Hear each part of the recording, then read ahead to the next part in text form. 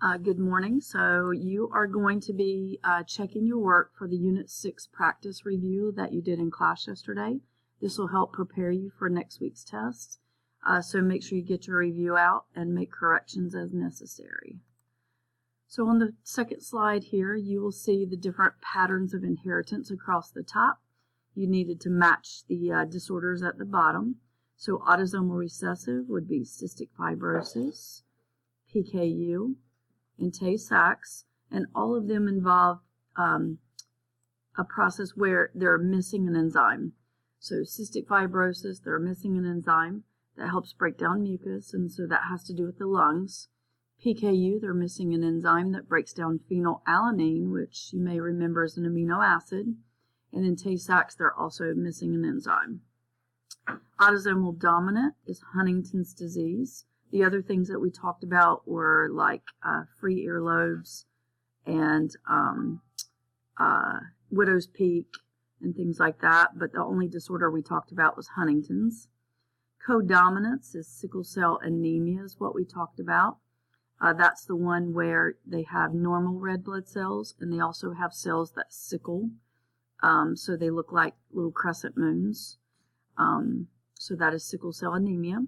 Sex-linked recessive would be color blindness and hemophilia. Hemophilia is the one that affects the clotting of your blood, which means that would be the platelets that are involved. And then a mistaken meiosis. Remember when chromosomes are being pulled apart in anaphase, they don't pull apart the right way. And that mistaken meiosis vocab word, non-disjunction. That's the vocab word. So the disorders are Down syndrome, Klinefelters, and Turner's. So Down syndrome would be 3 number 21s. Klinefelters is XXY. And then Turner's, they typically have just one X. Notice they all end in syndrome. That's not always the case, but for our purposes, they all ended in syndrome, and they're mistakes in meiosis called non-disjunction. On the next slide, you have incomplete dominance. When I take a red snapdragon crossed with a white snapdragon, I get a new phenotype, the way it looks, and it's now pink because the alleles blended. And then if I take the pink and let them fertilize, then I end up getting red and white again. So you're going to take the key over here, and it's going to be red and white for the two extremes, and then pink will be in the middle. And then it tells me to cross two pink flowers, so R prime, and R prime. So here is red coming back, here is pink, here is pink, and then this one is white. All right, so give the genotypic ratio. Genotypic ratio would be 1 big R, 2 R prime, and then 1 R prime, R prime. The phenotypic ratio is, and you could do this in numbers or you can do percent. So I'm going to do 25% red, and then 50% pink, and then 25% white. All right, moving on to the next slide. So that's incomplete dominance. Neither allele wants to dominate, so they blend to create a new phenotype. Next, you have assorted practice. So first up, you have Mendel studied pea plants. You've got to know the vocab. So it says that green peas dominate over the yellow peas, and then cross a homozygous dominant. Homozygous means the alleles are the same, and because it's dominant, they're going to be this, because it's dominant, it's going to be an uppercase letter. So that's going to be big T, big T. It's crossed with a yellow pea, and they don't tell me whether it's homozygous, heterozygous. They don't tell me anything. But the only way you can have a yellow pea is if it's homozygous recessive. And when you cross this, you get 100% that are big T, little t, which means they are all green. And I would start out, I didn't do this, but I would start out with a key. Big T is green, and yellow P was the recessive. And then your genotypic ratio, you can go 0 big T's to 4 big T little t's to 0 little t's. Phenotypic ratio, 4 green to 0 yellow. What are the chances of a heterozygous green pea? All of those are heterozygous because they have alleles that are different. A big T and a little t are different, so it would be 100% are heterozygous green. PKU is a disorder. Think for a second. PKU, CPT, those were autosomal recessive. So I'm going to go over here and say big T is normal. Little t has the disease. And they want me to cross a carrier, which means heterozygous. So big T and little t. And they want me to cross it with heterozygous. Trick question there. So, because it's the same thing. You end up with a normal. You end up with a carrier, and a diseased. So the genotypic ratio is 1 big T to 2 big T little t's to 1 little t.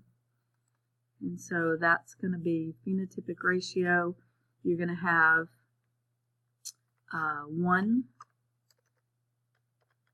normal to 2 carriers to 1 diseased. What are the chances of a child with this disorder? 25%. Next slide. Widow's peak hairline, that is autosomal dominant. Go back and check your notes if you don't know these. So I'm going to say disease. It's not really a disease, but widow's peak, sure, a trait. So disease is on the uppercase, and the lowercase is normal. Cross an individual with no widow's peak, so that's going to be little t, with a heterozygous hairline, big T, little t. And you can cross it. All right. The genotypic ratio, I have 2 things here, and a ratio needs to be 2 components. So I'm going to say 2 big T little t's to 2 little t's. The phenotypic ratio is I have 2 that have widow's peak, and then there will be 2 that are normal. What are the chances with this hairline? 50%. Cross a female that is a carrier for hemophilia. All right, hemophilia, sex-linked recessive. That's why I ask you right here to slow you down and say it's sex-linked recessive. So because it's recessive, the disease is on the little t. Big T is normal. So if I cross a carrier, X, carrier female, so she's big H on that one, and X, little h, so that's a carrier, heterozygous, with a male that has hemophilia, so X, little h, Y, and there's nothing on the Y. So I get a female that is a carrier. I get a female that is diseased. And then remember, we look at males separate from the females. I have a normal male and a diseased male.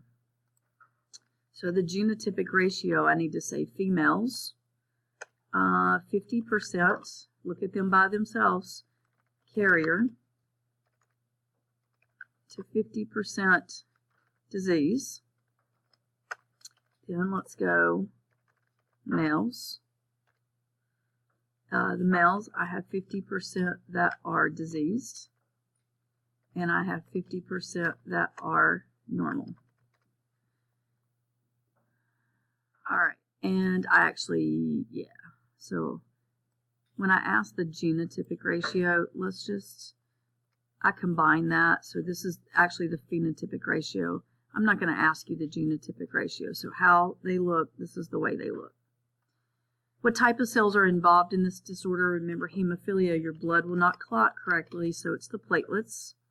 If they have a boy that has hemophilia, who did he get it from? He gets it from mom, because dad gives the Y chromosome. So that is why he gets it from his mother. All dad can give is the Y. All right, next slide. Cross a mother with B blood. You don't know if the B blood is homozygous or heterozygous. So I'm going to put homozygous here and heterozygous. And I'm doing the shortcut method. And then the other parent is O. So putting O down the side. Okay. And so we have heterozygous B. Heterozygous B. Actually, for all 4 of these. So you know that B dominates over O because O is recessive, so this means they can have a baby with B blood. And then over here, we also have B, and we have B. But then in this category, we have, or this column, we have O. So they can have a baby with B blood or O blood. Cross a mother with A and a father with B. All right, this one's going to get tricky because you've got to do homozygous A and heterozygous A. And then I'm just going to go ahead and set it up with homozygous. Oops. Okay. So homozygous A and heterozygous A. All right, and then down the side here, I'm going to do a homozygous B. And then I'm going to do, with that same combination, I'm going to do a heterozygous B.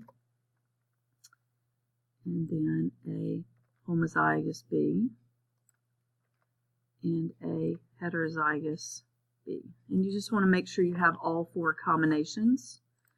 And so in this box, we'll have AB blood, AB blood, AB blood. All right, so that's the only blood type you can have in that one. This one, I see a B blood. B dominates over O. And then another chance of B.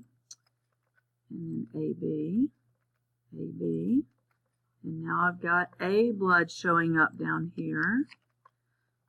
And then I've got AB. Got B blood, A blood, and O blood. So it looks like they can have a child with A, B, AB, and O. They can have all 4, but you got to prove to me that they can have all 4 by doing all 4 crosses. All right, next we have slide 7. Looking at this pedigree here, I see that 4 males have it, which tells me and there's no girls that have it, so that sounds like it's going to be a sex-linked recessive disorder. And if I look in the key, it tells me that it's actually color blindness. So you're going to give the genotypes for Bill, Bonnie, Tom, and Barbara. So when I look at Bill and Tom, they're totally shaded in, so that would be X little h y, X little h y. If I have a guy that's not shaded in, then they would be X big H y. Bonnie and Barbara. All right, Bonnie here. To look at her, she looks normal. So let's give her X big H. And then to look at her kids, I see that Doug here is diseased. And he doesn't get it from his father because dad gives the Y. So Barbara must be a carrier. So I'm going to go down here and say Barbara's a carrier. So we know hers for a fact. And then looking at Bonnie up here, we can't say for sure. Barbara's a carrier. Barbara probably got that from Bill. Bonnie looks normal, so we know she has a normal allele, but we're not quite sure about her other allele. So that would be a question mark there. They want me to cross Tom and Barbara, so I know that Tom is X little h y, and I know that Barbara is a carrier, so X big H, X little h. And so just go ahead and cross it.